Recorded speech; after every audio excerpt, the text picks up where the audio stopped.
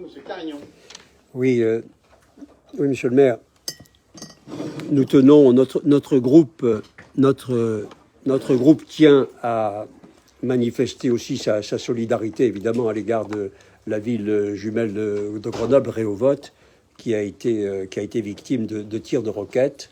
Et nous espérons que vous saisirez l'occasion du 40e anniversaire de ce jumelage l'année prochaine pour à nouveau tisser des liens avec la population de cette ville, d'autant qu'elle aura été victime cette année de ces agressions qui a touché des populations civiles.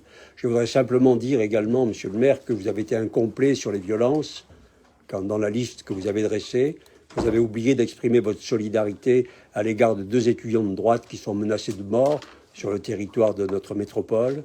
Vous avez oublié de condamner les 5 incendies volontaires revendiqués par l'extrême gauche, dont ont été victimes France Bleu Isère, l'église Saint-Jacques, le centre culturel, scientifique et technique, le conseil municipal, 2 gendarmeries. Vous avez oublié de citer les agressions dont ont été victimes un candidat aux législatives. Je vous invite d'une part à revenir au rendu acte, et d'autre part, vous corrigerez vos propos. Il y a des frais qui sont total, mais il a commencé comment, lui?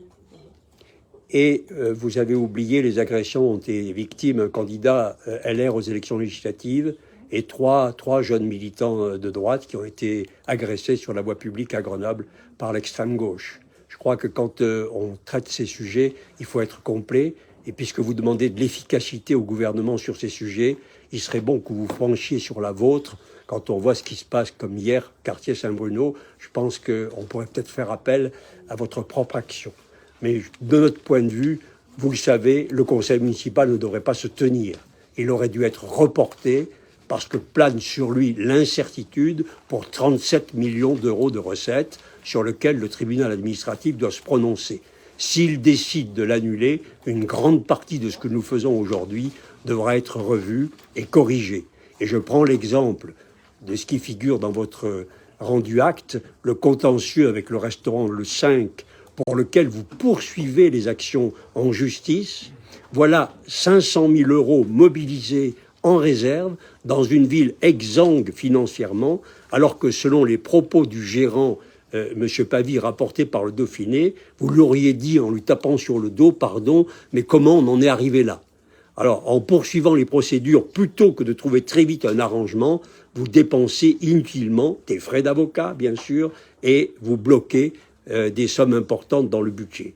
Le contribuable paie aussi, là, dans ce rendu acte, votre procédure à but de communication qui consiste à attaquer le plan préfectoral de protection de l'atmosphère. Ce sont des procédures sans effet concret, longues et coûteuses, qui ont pour seul objet de montrer une posture politique à votre électorat. Je cite ces exemples dans votre rendu acte pour expliquer aux Grenoblois que vous n'avez pris aucune mesure pour réduire la voilure et éviter que demain, les mêmes causes produisent les mêmes effets, à savoir l'endettement et l'impôt. Avec ce fonctionnement, vous conduisez la ville à une nouvelle asphyxie financière. Je l'explique parce que ces décisions-là, qui figurent dans votre rendu acte, n'ont pas à être votées par le conseil municipal, comme vous l'avez rappelé. Ainsi, vous décidez seul d'aller en appel, jusqu'en cassation parfois, dans des conflits avec le personnel municipal, comme on le voit dans les dossiers de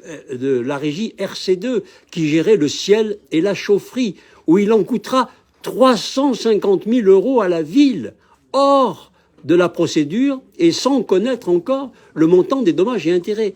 Chaque fois, comme on le voit d'ailleurs au sein de votre majorité, vous privilégiez le conflit sur l'accord amiable. Et comme nous le voyons là dans ce rendu acte, vous êtes condamné par exemple à payer 37 700 euros de préjudice à une employée municipale et vous faites appel. Le contribuable paye chaque fois 2 fois. Il paye la procédure puis il paye la condamnation. Eh bien moi, nous estimons, dans la situation dans laquelle est la ville, que pour des raisons d'abord d'humanité et d'humanisme, poursuivre sans arrêt des conflits avec le personnel communal au lieu de rechercher des solutions amiables ne correspond aucunement au prétendu arc humaniste que vous prétendez incarner. Et surtout, aussi, financièrement, si vous vouliez privilégier les circuits courts, profitez-en. avec le dialogue social et avec le refus de ces procédures. Juste, je voudrais dire ici, monsieur le maire, avec votre rendu acte, pour qu'il y ait un ordre de grandeur pour les Grenoblois. Si on met le 5, le conflit avec le 5, la régie RC2, cet employé municipal, etc., on a de l'ordre de 1 million d'euros.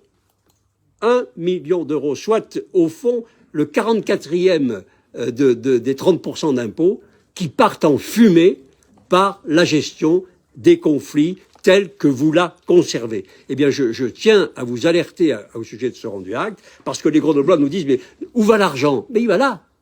Parce qu'ils disent qu'on ne comprend pas, on a 30% de plus d'impôts, on a des services qui se réduisent, une ville qui se dégrade, où va l'argent? Il va dans le fonctionnement, dans les procédures, dans la gestion interne de la ville, dans cette gestion distante, conflictuelle que vous conduisez, et votre rendu acte est bien un élément qui coûte cher aux Grenoblois. Alors aujourd'hui, vous allez continuer dans ce sens, sans même être certain d'avoir la recette principale hors impôt de votre budget communal. Je pense que c'est irresponsable.